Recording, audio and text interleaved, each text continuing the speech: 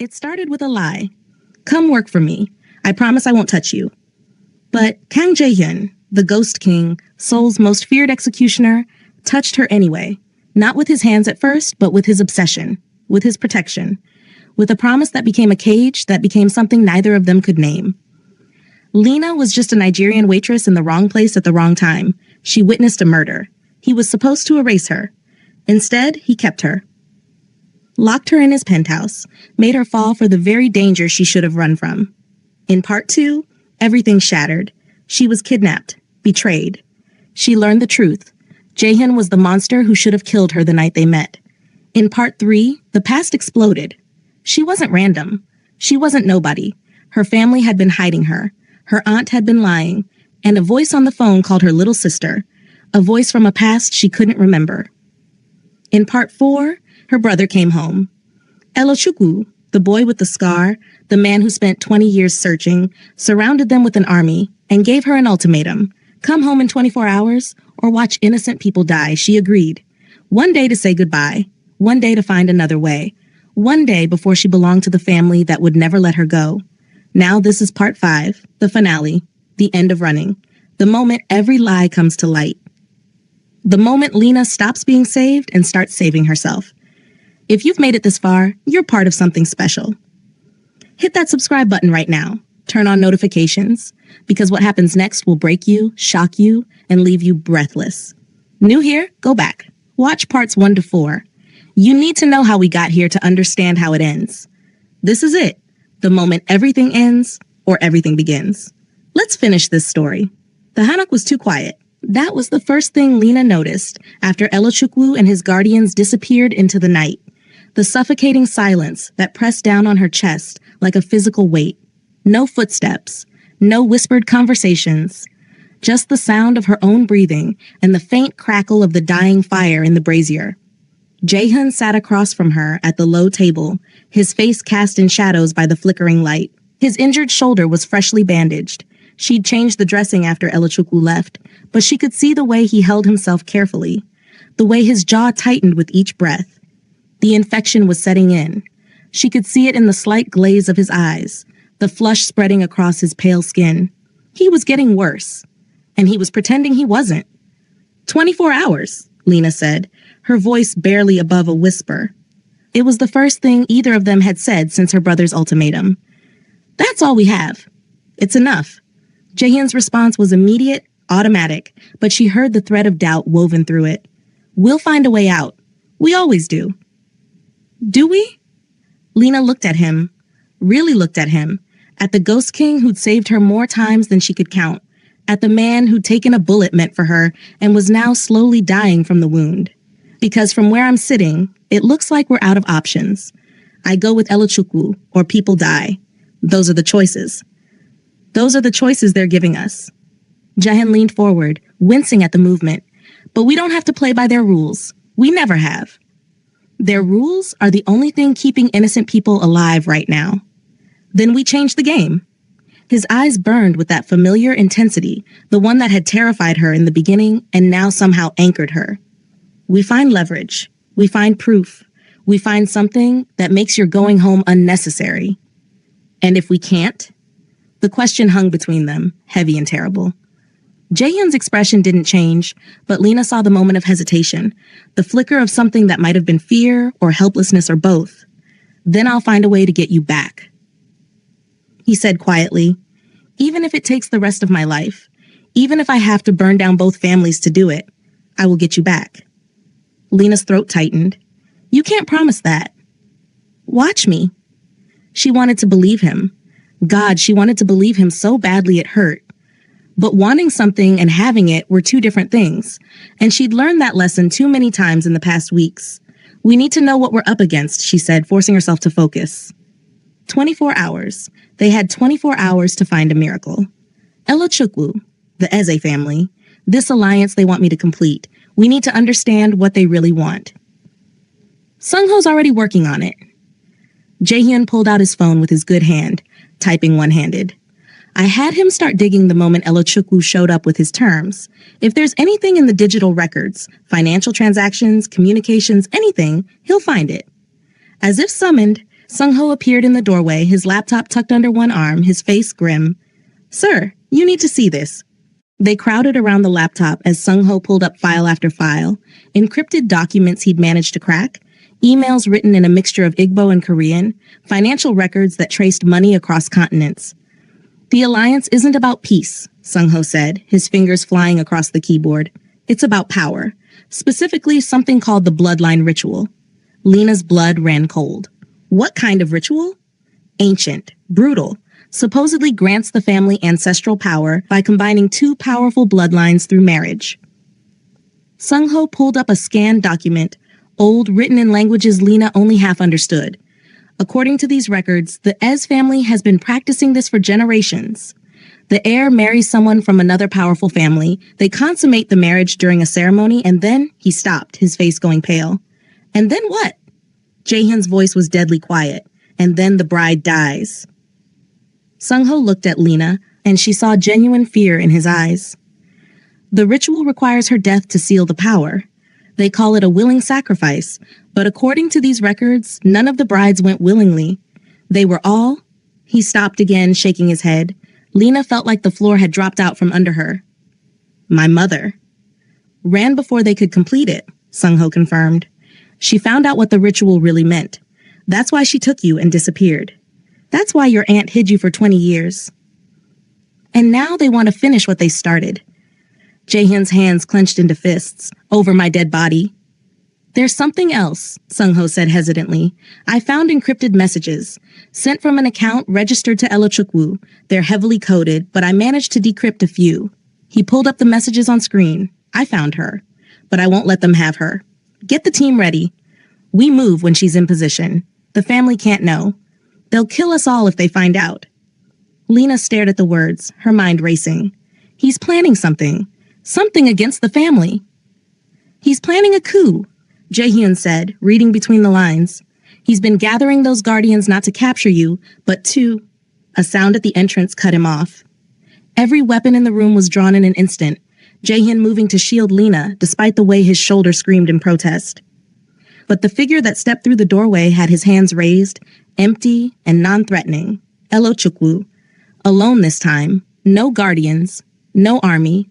Just her brother, looking exhausted and desperate, and somehow smaller without the tactical gear and masks of his followers. "Don't shoot," he said quietly. "I'm not here to take her. I'm here to save her." Jaehyun didn't lower his weapon. "Give me one reason not to put a bullet in your head right now." "Because I'm the only one who can help you keep her alive." Elochukwu's eyes found Lena's, and she saw something raw and painful in them. The family wants her for the ritual. They've been planning it since they found out she was in Korea. But I didn't spend 20 years searching for my sister just to hand her over to die. "Then what do you want?" Lena asked, her voice steadier than she felt. "I want what you want. To end this. To destroy the system that killed our mother and would kill you too." Elochukwu took a careful step forward. "I've been planning this for years, gathering people loyal to me, not the family, building evidence, waiting for the right moment, and that moment is now." "Why should we trust you?" Jaehyun demanded. "Because if I wanted her dead or captured, she already would be. I had 20 guardians at that factory. I could have taken her by force." Elochukwu's jaw clenched. "But I'm not our grandfather. I'm not the kind of monster who treats family like property." Lena felt something shift inside her, a memory trying to surface, triggered by his voice, his face, the way he stood. A fragment of a child's recollection, a boy with a scar holding her hand, a boy who promised to protect her, a boy who cried when their mother said goodbye. "Elo," she whispered. Elochukwu's composure cracked just for a second, and she saw the boy underneath the soldier. "You remember?" Lena's hands trembled. "I don't know. Maybe. Fragments. A boy who..." Her voice broke. "A boy who loved me. I did. I do." Elochukwu's eyes were suddenly bright with unshed tears. "You were my best friend, the person I trusted most in the world. And then one day you were just gone. Mother said you had to leave, that it was the only way to keep you safe. I wanted to go with you, but she said no. Said I had to stay, had to grow up, had to become strong enough to protect you when the family finally found you." "And you did," Lena said, tears streaming down her own face now. "You found me." "I did, but not to bring you home to die, to give you a chance to fight." Elochukwu looked at Jaehyun. "You love her? I can see it, and his eyes flicked back to Lena. She loves you, even if she's too scared to say it. So let's work together. Let's end this so she can actually have a life instead of being a pawn in someone else's game. Jaehyun was quiet for a long moment, his weapon still trained on Elokuku, his eyes calculating every angle, every risk. Finally, slowly, he lowered the gun. You have until dawn, he said. Convince me you're not playing us, and we'll talk alliance. But if I find out you're lying, if you do anything to put her in more danger, there won't be enough pieces of you left to bury. Elochukwu nodded. Fair enough. They talked through the night. Elochukwu laid out everything, his network of loyal guardians, the evidence he'd been collecting, the weakness in the family structure that could be exploited. Jaehyun and Sung-ho cross-referenced every claim, verified every piece of information, looked for holes in the story. And slowly, impossibly, a plan began to form. We can't stop the ceremony, Elochukwu said, spreading maps and documents across the table. The family is too invested, too many people are watching. If we try to prevent it entirely, they'll just reschedule and increase security. So we let it happen, Jaehyun said grimly. We let it start, Elochukwu corrected. But we make sure it doesn't finish. We expose the ritual publicly, in front of everyone. Make it impossible for the family to continue the tradition without losing all credibility and power. How? Lena asked. With this. Elochukwu pulled out a small device, a recording chip, so tiny it could be hidden anywhere. You go to the ceremony as planned. You let them start the ritual. And you get our grandfather to confess everything on record. And if he won't? He will. He's arrogant, believes the tradition is sacred, untouchable. If you ask the right questions, if you play the willing heir who just wants to understand, he'll tell you everything. He'll want you to know what you're giving your life for. Lena's stomach turned. And while I'm doing that, where will you be? Surrounding the ceremony with every guardian loyal to me. The moment you broadcast that recording, we move in. Arrest the grandfather, dissolve the ritual, force the family to reorganize under new leadership. Under your leadership, Jaehyun said. No. Elochukwu shook his head. I don't want it. Never have. But Lena, he looked at his sister. If you claim it, if you take leadership as the rightful heir, you could end this, transform the family into something that doesn't require human sacrifice to function. I don't know anything about running a criminal organization, Lena said. Then learn, or better yet, dismantle it. Turn it into something legitimate. Use the power for good instead of death. Elochukwu's voice was fierce. Our mother couldn't escape it, but maybe you can transform it. The plan was insane, dangerous. 100 things could go wrong, but it was also the only chance they had. I'll need proof the recording is real, Lena said. Something I can show the families, the council, everyone watching, something they can't deny. We have it, Sung-ho said, pulling up another file. Your aunt. She's been in Seoul this whole time, and according to these records, she has documents, original ritual texts, proof of previous deaths, everything we'd need to corroborate your recording. Lena's heart clenched. My aunt is here? Has been for weeks, staying at a luxury hotel in Gangnam. Someone's been funding her stay, probably the family. Sung-ho looked grim. She brought you here, Lena. She was part of this. Then we need to talk to her, Jaehyun said.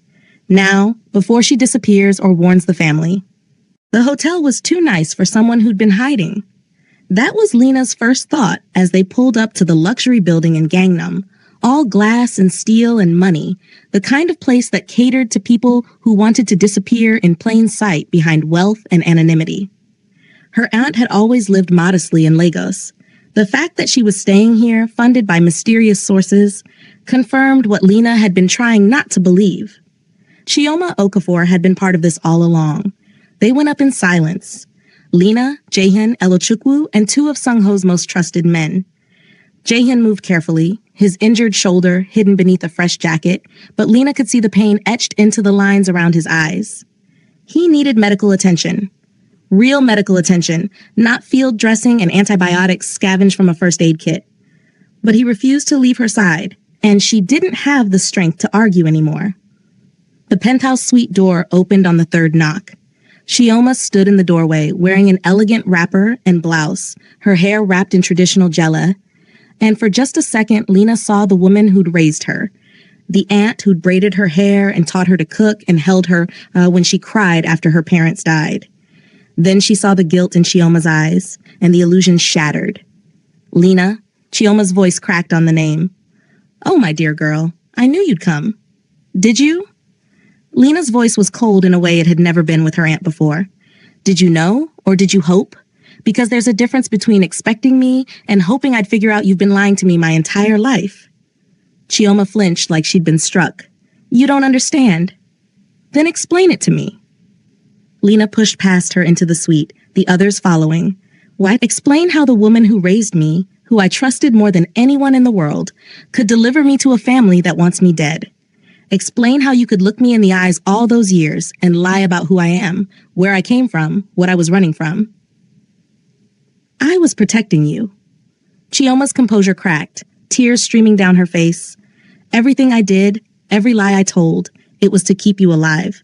To give you the childhood your mother wanted for you. A normal life. A chance to be just Lena. Not the Eze heir. Not the ritual sacrifice. Not the pawn in a game that's been playing for centuries. By bringing me to Korea? Lena's voice rose. By putting me exactly where they could find me? By giving you a chance to fight? Chioma grabbed Lena's hands, desperate. Don't you see? If you'd stayed in Lagos, if you'd stayed hidden forever, you'd never be free. The family would have found you eventually, when I was too old to protect you, when you let your guard down, when you met someone and wanted a normal life. They would have found you and taken you, and you'd have no allies, no weapons, no chance.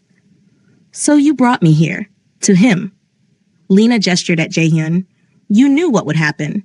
You knew about the murder I'd witnessed, about the Ghost King, about all of it. Chioma's silence was answer enough. The murder was staged, Jaehyun said, his voice flat and dangerous. Wasn't it? You worked with the council to put Lena in that alley at exactly the right time. Not me, Chioma said quickly. The family. They have people everywhere. They knew if Lena witnessed a crime, she'd be pulled into the underworld legally. The council would have jurisdiction, and once she was in that world, she looked at Jaehyun. They knew about you, knew the Ghost King would either kill her quickly or keep her. Either way, she'd be accessible. You used me, Lena whispered. You used him. You used all of us. I gave you tools. Chioma's voice was fierce now. I put you with the one man in Korea dangerous enough to protect you. I made sure Elochukwu knew where you were so he could watch over you. I spent 20 years building networks, gathering allies, collecting evidence, all so that when this moment came, you'd have a fighting chance.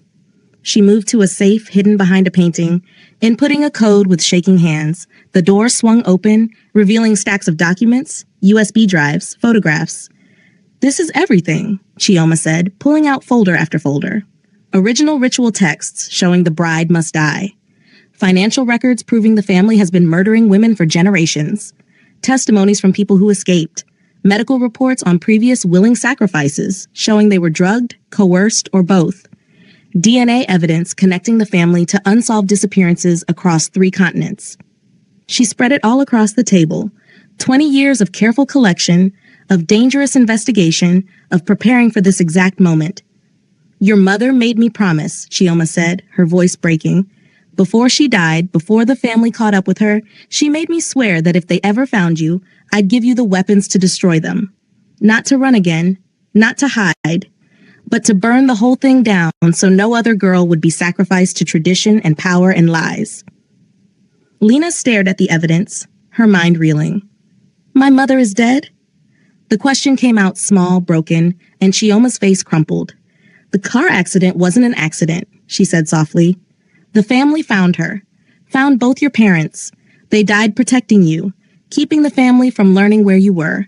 I only survived because they thought I was nobody, just a distant relative raising an orphan. By the time they realized I knew where you were already here, already visible, and killing me would have brought attention they didn't want. The room spun. Lena grabbed the edge of the table to steady herself. Her parents, murdered, not an accident, not bad luck, murdered because they'd run from this family, because they'd chosen her life over tradition. Jaehyun was at her side instantly, his good hand on her back, grounding her. Breathe? Just breathe. They killed them, Lena gasped. They killed my parents and I never knew. I spent years thinking it was just random, just bad luck. But they were murdered and nobody told me and I... You were 15, Chioma said, tears streaming down her face. What was I supposed to tell you? That your family was being hunted? That you were next? That every day you went to school or smiled or lived your life, killers were searching for you? I gave you normalcy as long as I could. I gave you the childhood your mother died to protect. Elachukwu stepped forward, his voice gentle. She also gave you me. She made sure I knew where you were, made sure I could find you when the time came. Not to capture you, but to save you. Everyone keeps saying they're saving me, Lena said, her voice hollow, but it feels like everyone's just using me. Moving me around like a chess piece, making decisions about my life without asking what I want. Then tell us. Jaehyun's voice was soft but firm. What do you want, Lena? She looked at him, at the Ghost King who'd become so much more, at the man who'd taken a bullet for her, who was standing here injured and feverish because he refused to leave her unprotected, at the person who'd given her more choice than anyone else in this nightmare, even when those choices were terrible. I want it to end, she whispered. I want them to stop. Her voice broke. I want to go back to when I was just a waitress, and you were just a customer, and none of this was real. We can't go back, Jaehyun said. But we can go forward. We can end this so thoroughly that no one, not the Ezi family, not the Korean syndicate, not anyone, can ever use you like this again. How? With this. He gestured to the evidence Chioma had gathered. We go to the ceremony, you wear a wire, you get your grandfather to confess everything on record, and then we broadcast it to everyone. Every family member, every syndicate leader, every person who's been complicit in this tradition. We expose it so completely that the ritual dies. Not just for you, for everyone. Lena looked at the documents spread across the table. 20 years of her aunt's life, compiled into evidence that could destroy a family. Her family, her blood. If I do this, she said slowly, if I expose them, there's no going back. I can never be just Lena again. I'll always be the Eze heir who betrayed her own family. Or, Elachukwu said quietly, you'll be the Eze heir who saved it, who transformed it into something that doesn't require death to maintain power, who gave the next generation a chance to choose their own lives. Lena closed her eyes, feeling the weight of impossible choices pressing down on her. Behind her eyelids, she saw her mother running, saw her father protecting her, saw 15 years of normal life that had been bought with their blood. She opened her eyes. Show me how to work the wire, she said.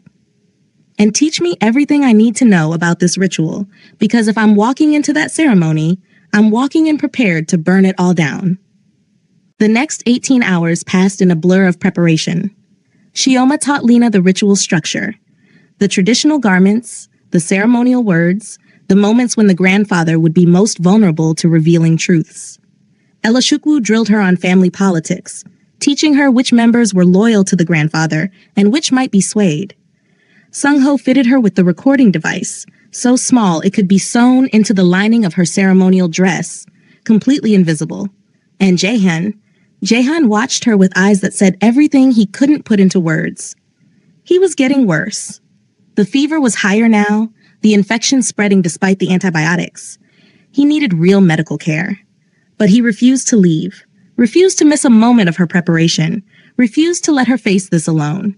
When dawn broke on the day of the ceremony, Lena found him standing by the window, looking out at Seoul as it woke. He'd changed into fresh clothes, all black as always, and she could see the careful way he held his injured shoulder. You should be resting, she said softly. I'll rest when you're safe. He didn't turn around. I'll rest when this is over and you're free, and I know no one's coming for you anymore. Jaehyun, do you remember the first time I saw you? He turned now, and the intensity in his eyes made her breath catch. In that alley, you were running and terrified, and you should have been easy to eliminate. That's what I told myself. Just another witness, just another problem to solve. But then you looked at me, and I saw. He stopped, struggling with words. I saw someone who didn't know she was supposed to be afraid of the Ghost King. Someone who looked at me like I was just a man, and I couldn't do it. Couldn't be the monster everyone needed me to be. Not with you. You were never a monster, Lena said. I was. I am. His voice was rough. I've killed people, Lena. Done things that would horrify you if you knew the full extent. I'm not a good man. I'm not someone you should. He stopped again, jaw clenching. Should what? Should love. The words came out broken. Should care about. Should risk your life trying to save. Lena crossed to him, standing close enough to feel his warmth. What if I do anyway? Then you're a fool. But his hand came up, cupping her cheek, his thumb brushing across her skin with devastating gentleness. And I'm the biggest fool of all, because knowing you shouldn't love me doesn't stop me from loving you.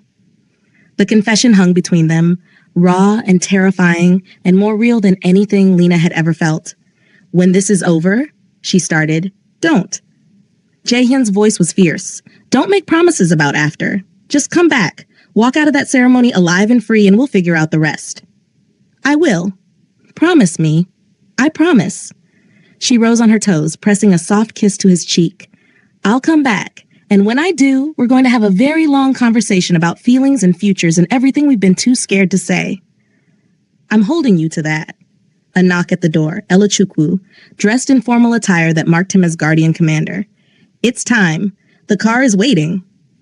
Lena took a deep breath, steadying herself. She was wearing traditional Ezi ceremonial clothing now, layers of rich fabric in deep blues and golds, her hair wrapped in elaborate jelly, her skin marked with ritual symbols that Chioma had drawn with practiced hands. She looked like royalty, like an heir, like someone walking to her own execution. Remember, Eloku said as they headed for the door, get him talking. Make him believe you're the willing heir who just wants to understand the family traditions. He's arrogant enough to tell you everything if he thinks you're compliant. And if something goes wrong? Lena asked. Then I'll burn the whole place down to get you out. This from Jaehyun, his voice deadly serious. Nobody touches you, not while I'm breathing. That's what I'm afraid of, Lena murmured. But she squeezed his hand once, briefly, before following Elachukwu out the door. The ceremony site was 2 hours outside Seoul, an estate that blended traditional Korean and Nigerian architecture in ways that should have been beautiful, but instead felt ominous. Ancient stone, carved wood, symbols that spoke of power and blood and sacrifice. The entire Eze family was gathered. Extended relatives Lena had never met, faces that shared her features in unsettling ways. The Korean syndicate leadership stood in formal rows, cold and calculating. And at the center of it all, seated on an elevated platform like a king, was the man Lena had never met but who haunted all her nightmares, her grandfather, the patriarch, the monster. He was ancient, his face carved with deep lines that spoke of decades of power and cruelty, but his eyes were sharp, missing nothing, and when they landed on Lena as she entered, she felt the weight of his attention like a physical thing. Adai's. He used her easy name, the one she'd never heard spoken aloud. My granddaughter. You've finally come home. Lena forced herself to bow in the traditional way Chioma had taught her. Grandfather, I'm honored to be here. As you should be. He gestured for her to approach. Come, let me see you properly. Let me see if you're truly worthy of the gift we're about to give you. Every instinct screamed at her to run, but Lena forced her feet to move forward, climbing the steps to stand before the man who'd ordered her mother's death, who'd hunted her for 20 years, who fully intended to murder her in a matter of hours. You look like her, he said, studying her face. Like Adora, your mother. She was beautiful too. Willful, foolish, but beautiful. She was brave, Lena said quietly. She protected me. She was a coward who ran from her duty. The patriarch's voice was cold. But you're here. You're ready to fulfill what she failed to complete, to give your life meaning through the ritual. This was it, the moment to start recording, to get him talking. I want to understand, Lena said, keeping her voice soft, obedient. The ritual, what it means, what happens. I want to know what I'm giving my life for. The patriarch smiled, and it was the most terrifying thing Lena had ever seen. Of course, my child. You deserve to understand the honor you're about to receive. And he began to talk. He talked for 20 minutes, and every word was recorded.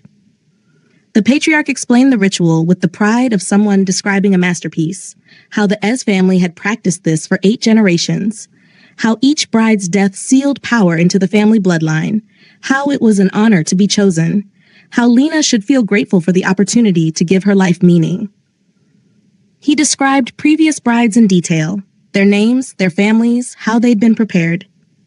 How some had gone willingly, drugged into compliance with traditional herbs that made them pliant and accepting. How others had fought and been restrained. How one had tried to run during the ceremony and been dragged back, her screams silenced by hands over her mouth. Your mother was supposed to be the seventh, he said, his voice almost wistful. Such a waste when she ran. Such chaos it caused. The Korean syndicate nearly broke the alliance over it. Took years of negotiation to rebuild trust. But now, he smiled at Lena, now you'll complete what she failed. You'll be the seventh bride, the one who finally unites our families properly. And after the marriage? Lena asked, her voice steady despite the horror churning in her stomach. After the consummation, what happens then? Then comes the sealing. He gestured to the ceremonial blade displayed on a nearby altar, long, curved, beautiful, and deadly. A quick death, painless, if you don't resist. Your blood mixed with your husband's offered to the ancestors. Your life force absorbed into the family line. Immortality through sacrifice. Have any of the brides known beforehand? Lena asked. Known they would die? Some. Most were told it was symbolic, that the death was metaphorical, a shedding of the old self. Easier that way. Less struggle. He studied her face. But you're asking direct questions. You're stronger than the others. Good. A willing sacrifice carries more power than one taken by force. I'm willing, Lena lied, the words tasting like ash. I just want to understand what my life means, what it's for. It's for greatness. The patriarch stood, addressing not just Lena, but the assembled crowd. For 8 generations, this family has grown stronger through this ritual. We've built empires, controlled continents, and all of it through the sacred tradition of blood and binding. Today, we continue that legacy. Today, Adeze Lena Eze joins with Kim Dae-jung of the Korean Syndicate. And tonight, his eyes glittered with terrible anticipation. Tonight, she ascends to become part of something greater than herself. The crowd murmured approval. Faces Lena didn't know, would never know, all nodding along to her planned murder like it was perfectly reasonable, like her life was just fuel for their power and tradition. The groom was brought forward. Kim Dae-jung, the syndicate heir. He was older than Lena by at least a decade, his face cold and handsome in a way that made her skin crawl. He looked at her like she was a business transaction, an asset, a thing to be used and discarded. Shall we begin? The patriarch asked. This was it, the moment Elachukwu had told her to watch for, when everyone was gathered, when the confession was complete, when the recording had captured enough to destroy them all. Lena reached up, touching the pendant around her neck, a signal to Elochukwu's team that she was ready. And then she pulled out the small remote transmitter Sung-ho had hidden in her ceremonial sash. Before we begin, she said, her voice carrying across the space, I think everyone should hear what this ritual really means. She pressed the button. Screens that had been hidden around the ceremony site flared to life. Sung-ho's team had infiltrated hours earlier, setting up the equipment. The patriarch's voice played back, crystal clear, describing the murder of previous brides, describing the drugs, the restraints, the screams. The crowd went silent. Shocked faces turned from the screens to the patriarch to Lena. You recorded. The patriarch's face contorted with rage. You dare. I dare to tell the truth, Lena said, her voice steady and strong now. 8 generations of murdered women, 8 generations of families told their daughters were honored when they were really being sacrificed. My mother discovered this truth and ran, and you had her killed for it. Killed both my parents to keep the lie alive. She pulled out the documents Chioma had given her, holding them high. I have proof. Names, dates, medical reports on drugged and coerced women, financial records of payments to families who stayed quiet. Everything you've hidden for generations, I'm going to expose. Not just to this crowd, to everyone. She nodded to Sung-ho's hidden team, and she knew they were broadcasting this beyond the ceremony, to news outlets, to family members around the world, to anyone who would listen. The ritual is over, Lena said, looking her grandfather in the eye. The lies are over, and your power is over. For one heartbeat, the world hung suspended. Then the patriarch screamed, Kill her! Kill her now! And everything exploded into chaos.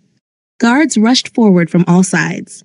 The crowd scattered, some trying to flee, others pulling weapons. Kim Dae-jung lunged for Lena, trying to grab her, but she was already moving, dodging, using everything Jae-hyun had taught her in stolen training sessions. Then the doors burst open. Elachukwu and his guardians poured in like a flood. 20 elite fighters in perfect formation, weapons drawn, moving with deadly precision. They engaged the patriarch's guards instantly, the ceremony site transforming into a battlefield. Lena, get down. Elochukwu's voice cut through the chaos. She dropped as gunfire erupted overhead. This wasn't supposed to happen. The plan was supposed to be clean. Expose the ritual, force surrender, reorganize peacefully. But the Patriarch's loyalists weren't surrendering. They were fighting to the death to protect the tradition. Lena crawled toward cover, her ceremonial dress snagging on debris. She could see Elochukwu fighting 3 guards at once, his movements beautiful and brutal. Could see Chioma sheltering terrified family members who'd had no idea what the ritual really meant. And then she saw the Patriarch. He was coming for her personally, the ceremonial blade in his hand, his face twisted with hate. "You think you can destroy me?" he snarled, advancing. "I built this family. I made us powerful. Your death will mean something, even if I have to carve the power into you myself." Lena scrambled backward, her hand closing around a piece of broken furniture. Not much of a weapon, but better than nothing. "You're insane," she gasped. "I'm tradition." He raised the blade. "I'm legacy, and you're just another foolish girl who doesn't understand sacrifice." He brought the blade down, and Jaehyun caught his wrist. He'd come from nowhere, moving despite his injury, his face pale but his grip iron strong. He twisted the Patriarch's arm with brutal efficiency, forcing the old man to drop the blade. "You don't touch her," Jaehyun growled. "You don't get close to her. You don't get to hurt her ever again." "The Ghost King," the Patriarch spat. "So the rumors were true. The great executioner brought to heel by a girl." "No." Jaehyun's voice was cold. "The executioner given a reason to live instead of just survive, and I'll kill anyone who threatens that." He moved to incapacitate the Patriarch, but the old man was faster than he looked, pulling a hidden blade, driving it up toward Jaehyun's exposed side. Lena screamed a warning. Jaehyun twisted, but he was already weakened from his shoulder wound. The blade found flesh, sliding between his ribs, and she watched his face go white with shock and pain. But he didn't let go. Even as he bled, even as his legs buckled, he held the Patriarch in place. "Elochukwu!" Lena's voice tore through the chaos. "Help!"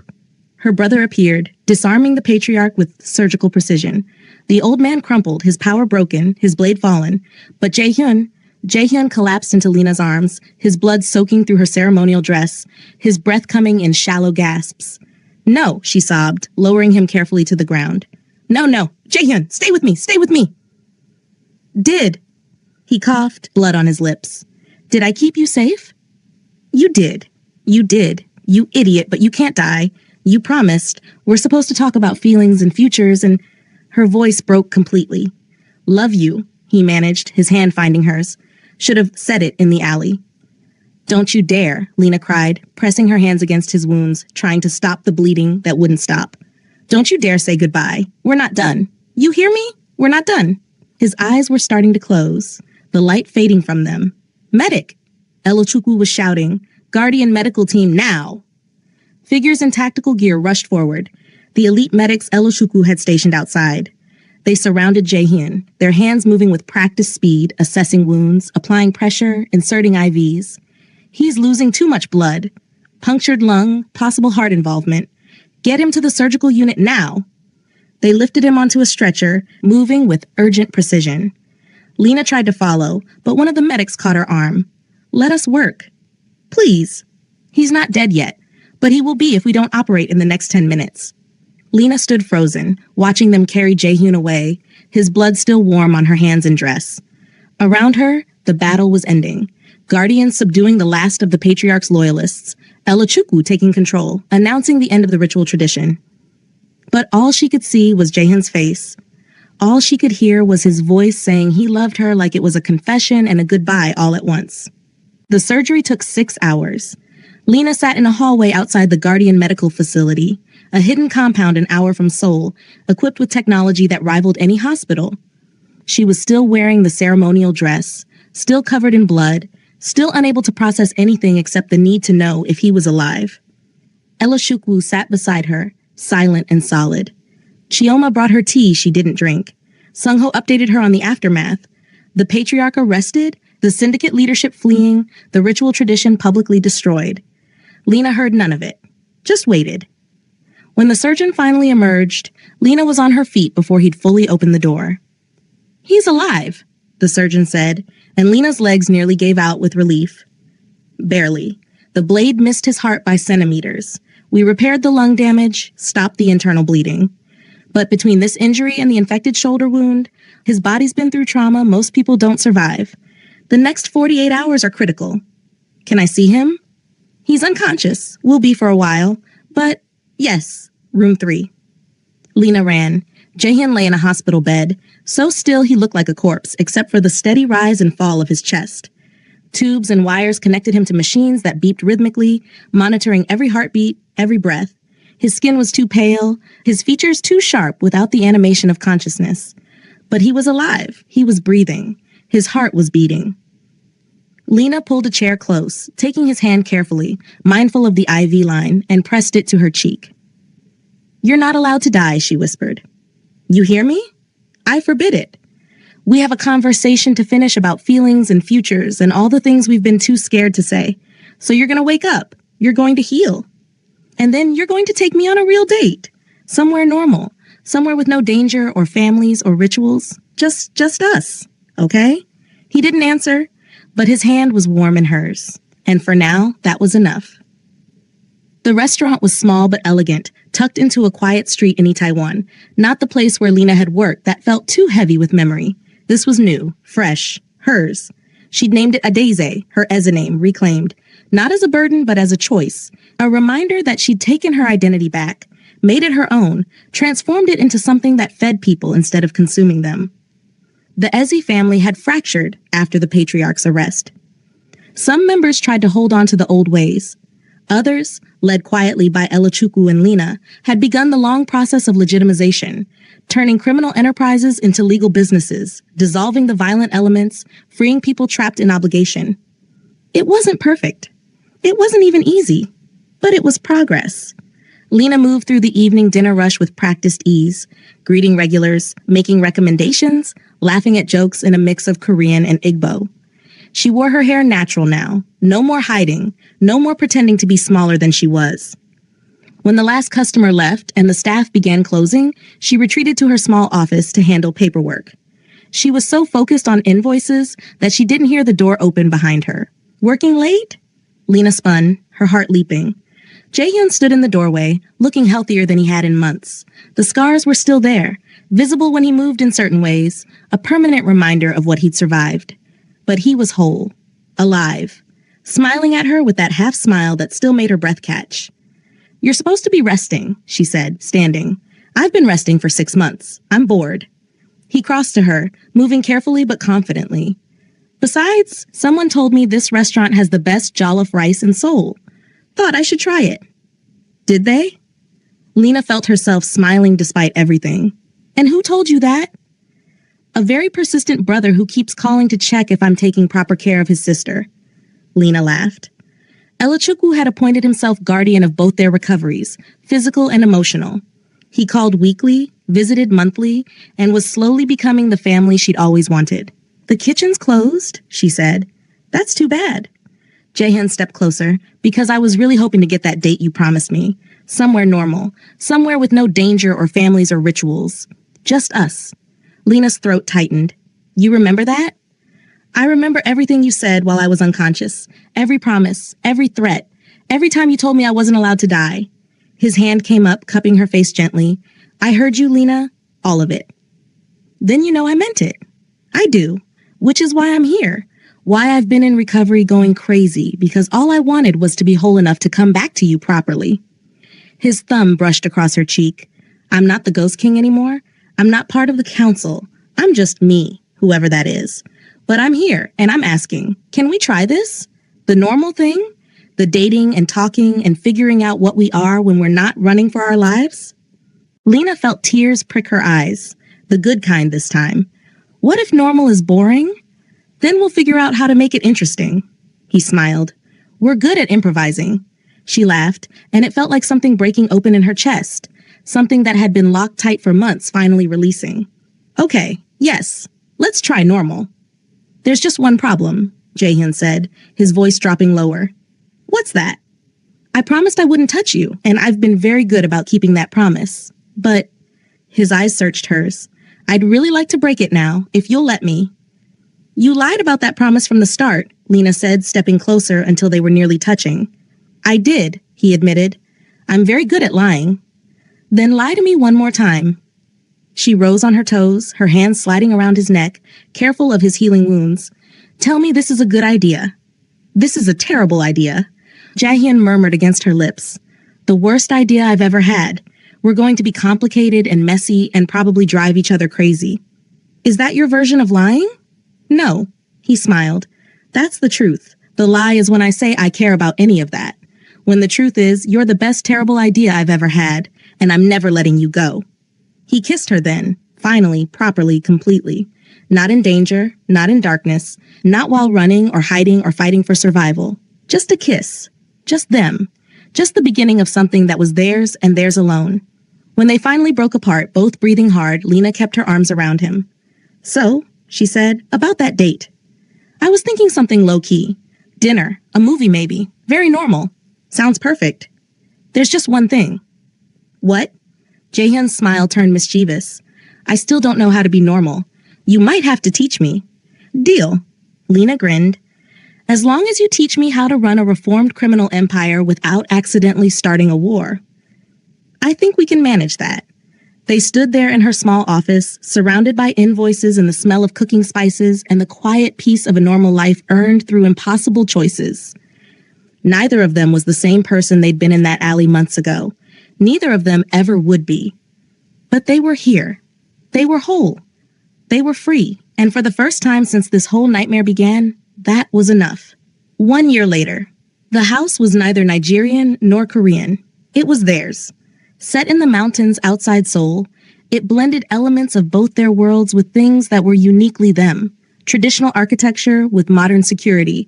A kitchen big enough for Lena to cook for the family gatherings. Elochukwu insisted on hosting monthly. A study where Jaehyun consulted on security for businesses transitioning out of the underworld. They'd built a life. Not perfect. Not without scars, physical and emotional, but real, honest, theirs.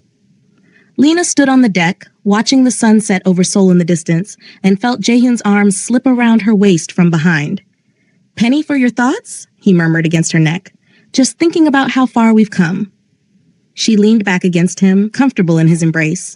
A year ago, I was a waitress who'd witnessed a murder. Now I'm...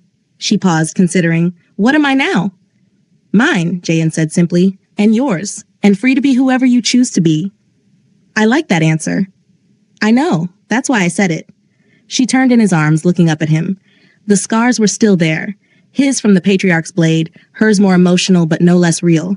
But they'd healed together, learned together, built something neither of them had thought possible. Do you ever regret it? She asked. Giving up the Ghost King, the power, all of it. Every day, he said, and when she tensed, he smiled. I regret that it took me so long to realize none of that mattered, that the only thing worth keeping was you. Smooth talker. I learned from the best. He kissed her forehead. Besides, I have a new job now, one I'm much better at. What's that? Loving you without conditions or cages, just loving you. Lena felt her eyes burn. After everything, after all the danger and death and impossible choices, this was what they'd earned. Not a fairy tale, not a perfect ending, but a real one. Messy and complicated and absolutely theirs. I love you too, she said. Even though you lied to me from the start. Especially because I lied, Jaehyun corrected. Because that lie brought you into my life, and keeping you there became the only truth that mattered. They stood there as the sun set, painting the sky in golds and purples and reds. Two people who'd survived the impossible. Two people who'd chosen each other despite every reason not to. Two people who'd learned that freedom wasn't about escaping your past. It was about choosing your future. And they chose this. Chose each other. Chose the life they'd built together from the ashes of everything they'd destroyed. It was enough. It was everything. It was theirs. Lena never went back to being just a waitress. She became the queen of her own life. Jaehyun never went back to being the Ghost King.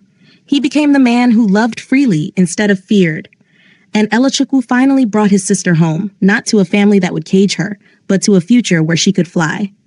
Sometimes the best endings aren't about winning. They're about surviving. Growing, choosing, and learning that you're never just one thing.